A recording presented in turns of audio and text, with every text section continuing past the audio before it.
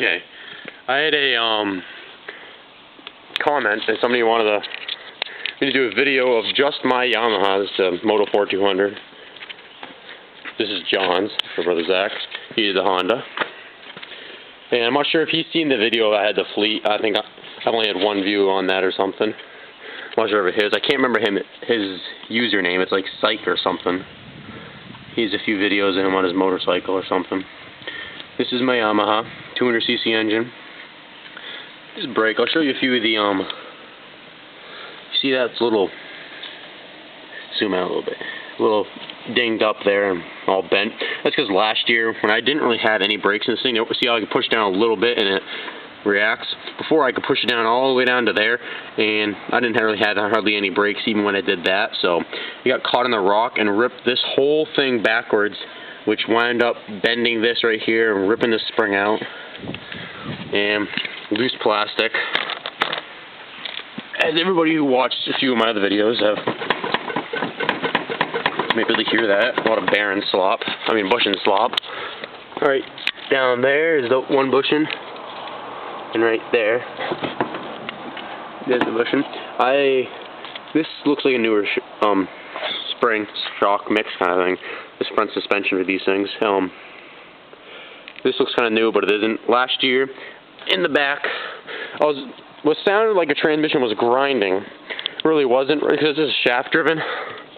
Right up there is where the boot and the swing arm, where the shaft is for the swing arm and the drive shaft come together. The bearing in my swing arm, because these things go up and down all the time riding on trails, was broken. It was roller bearing, and all the little rollers inside the thing fell into the U-joint for my drive shaft, and it was just getting caught in there and grinding them up. So I thought it was my transmission. I pulled it in the garage. I took that apart, put it together. $30 later. But after that, I'm like, I wasn't happy with that. So you ask my brother. Hottest part of the summer, I picked to work in the garage. I decided to refurbish my four-wheeler. I was going to try to find some paint for this thing to change the color and stuff like that, maybe get some decals, but this plastic doesn't paint well. So what I did, this rear end, all this final drive assembly was already pulled off. So I decided, I didn't paint that, but I wire brushed the whole frame, painted the whole frame. I wound up having to rebuild part of my carburetor a little bit. I had to put a few valves and things like that in there. I mean, jets and things in there. And something else, I forgot what it's called. But that wasn't really bad. I haven't put a whole lot of money into it. That was right there, the overflow. I have hose that runs down off the motor. What? You dropped the motor out here? Oh yeah, we pulled the motor out, everything came out, the gas tank. It was just the frame, no plastic on it, nothing. Just stripped right down to bare. Painted everything, gloss black, flat black, a little bit of mix. I didn't really feel like buying paint, so I just used what we had. Put the motor back in. The only issue is that right there, that's leaking right now because I need to put some hose clamps on it. That's the only issue I've really had right now. The starter doesn't even work because there's no battery, but even then it never worked. A little bit of rust. This thing's actually kind of cool. I took the muffler off and just left it piped, and it was blowing flames out the back. It's kind of neat. Sounds like a Harley Davidson. What was that battery? And semi-automatic transmission right here. It's just 5-speed, neutrals all the way down, up for first, and so on and so forth. It has a little bit of mud flaps there. It looked like, if you can see, there's a few holes there. It used to have the mud flaps that are on the back of my dad's right there. You see where it says Moto 4? It used to have this. It had a back rack. It went down there and hooks onto the wheelie bar, but I didn't really like the look of it, and my brother has a four-wheeler with racks now. My dad had one with a rack, so I figured I didn't need it. It does have a front rack. It's actually a 6-pack cooler rack, and then for a 6-pack of beer or something. And muffler blown through a few baffles. I'm not sure if you can hear it. It's not really super loud. It's actually kind of perfect amount of loud. I can still ride it early in the morning, but it isn't blowing through. That's my homemade thing. My taillight. I'm gonna get the air filter.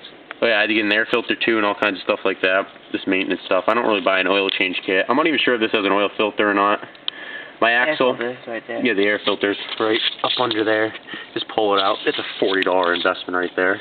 It's ridiculous. It's a wet air filter. It's supposed to run special like $20 a quart. I mean $20 a pint. Yamaha air filter oil. I just put 1040 or something, or 1540 in there.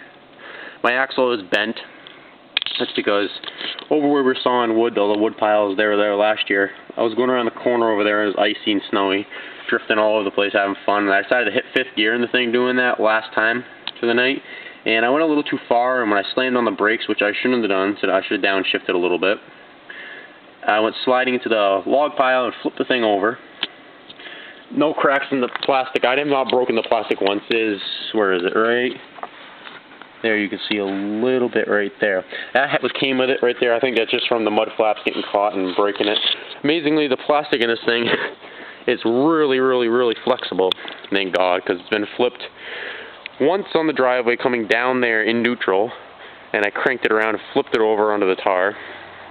A couple times in the field, out in the woods all the time, rolling it more than flipping it. I flipped it in 5th before, completely over on all fours, and it kept going on the snow. It's starting to burn a little oil, I think, because it's starting to have a little haze out the back. It's not a bad four-wheeler, though. Rip seat. That was an aftermarket seat.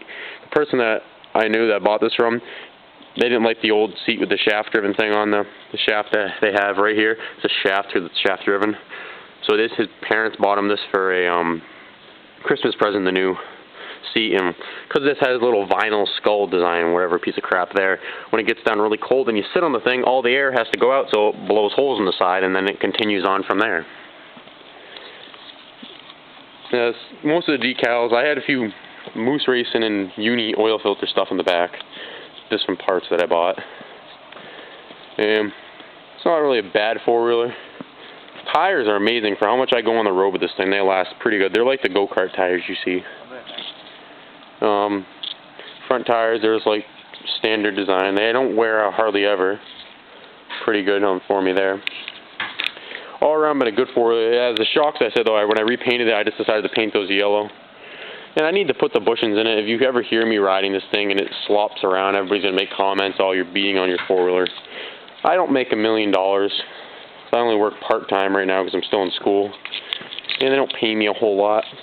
And I'm cheap to begin with. So I'm just going to keep running it until it sounds worse than our dump truck. Because right now, this is nothing compared to our dump truck's front end. And that same Psych, whatever, 93 I think it is, I don't know, I'll probably mention it in another video to get it correct. Or I'll put it on the little tags. He also said, that made a comment, he was wondering if I could do flat wheelies rather than just going up off the stone that we have up on that hill. So I'm going to do another video because this camera can't continue on a video once you shut it off. And I'll try to do some shifting wheels maybe, see if I can get up in the 3rd. I don't know, it's hard on my transmission, so I don't like to do it too much. But just to show him that I can, I will. And that's all